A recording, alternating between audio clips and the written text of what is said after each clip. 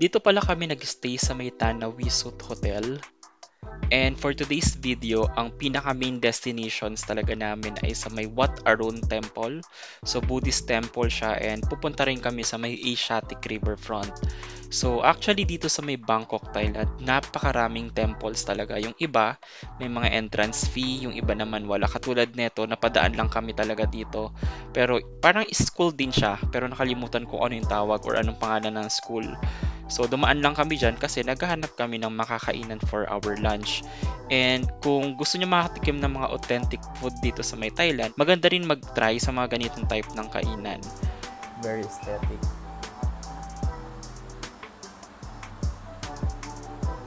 So ganito yung maganda, parang natatry mo talaga yung food culture ng Thailand.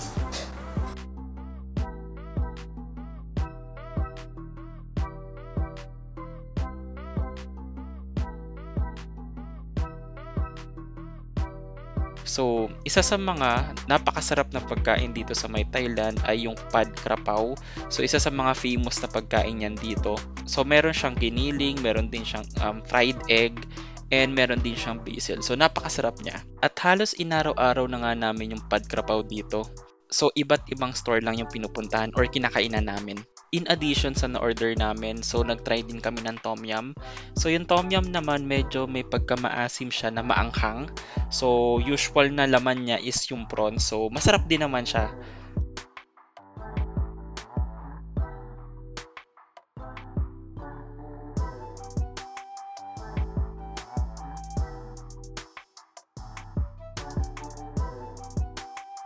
So after nga namin kumain, so naglakad na lang kami para bumaba rin yung kinain namin and matunawan kami.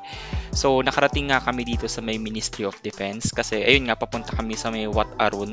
So medyo mahaba rin yung nilakad namin, but eventually nakarating din naman kami dun sa may destination na kailangan namin puntahan. And before that, syempre may mga nadaanan kami mga temples din. So nagtry din kami pumasok sa loob hanggang naabutan na nga lang kami ng ulan. So ayan, kung makikita nyo, nandito kami sa temple na to. Nakalimutan ko yung pangalan ng temple na to, pero ayun, so okay din naman siya. So to visit yung mga ganitong mga culture, lalo na dito sa may Thailand.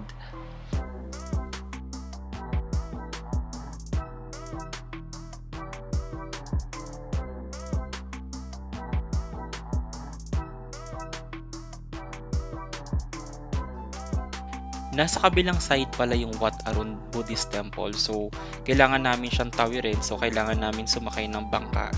And nagbayad lang kami ng 5 baht dyan para makatawid.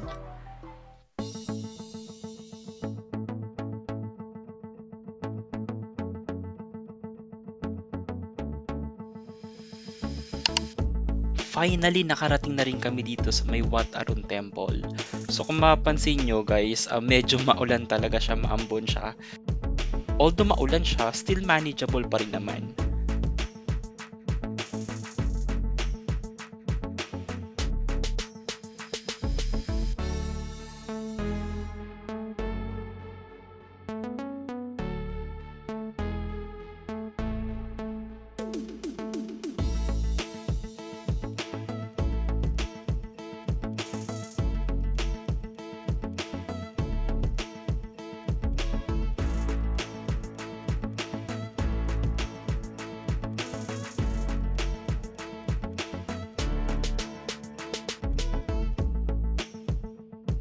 After namin sa may Wat Arun Temple, so we decided na sumakay na lang ng Bolt. Guys, kapag nasa Bangkok, Thailand kayo, huwag nyong kalimutan talaga yung Bolt na application. So i-download nyo siya sa mga phone ninyo dahil mas mura siya compared sa may Grab na app. So malaki yung difference niya actually. Kaya Bolt app na lang gamitin ninyo. Another option para makarating dito sa Asiatic. So, pinakamaganda ay sumakay kayo ng Asiatic shuttle boat mula sa may BTS sa Fan Taksin Station. So, libre lang siya at madali lang mapuntahan. So, magdala lang rin kayo ng extra cash dahil maraming temptations dito. At syempre, huwag kalimutan ng inyong mga camera dahil sobrang Instagrammable ng bawat sulok ng Asiatic.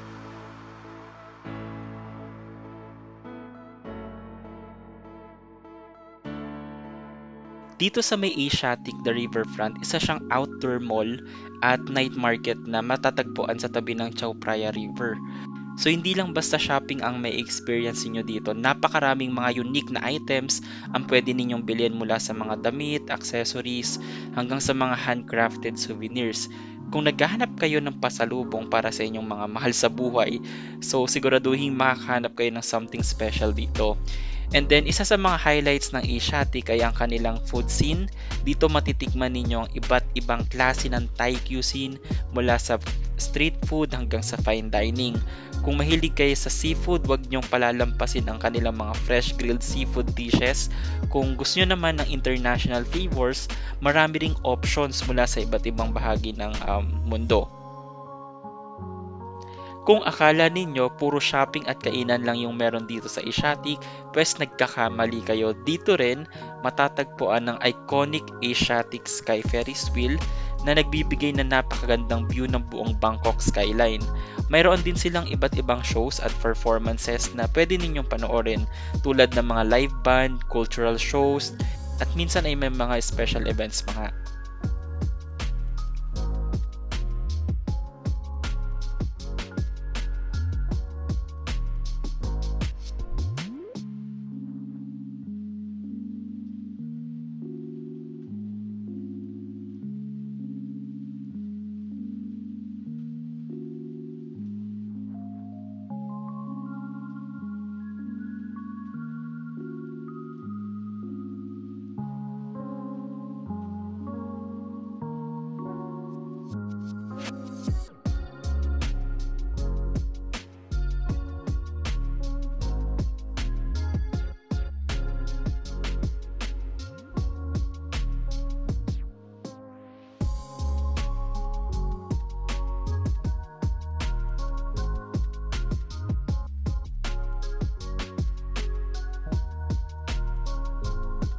And then, syempre, dito na rin kami nag-dinner. Actually, this is our last day na rin naman dito sa may Bangkok.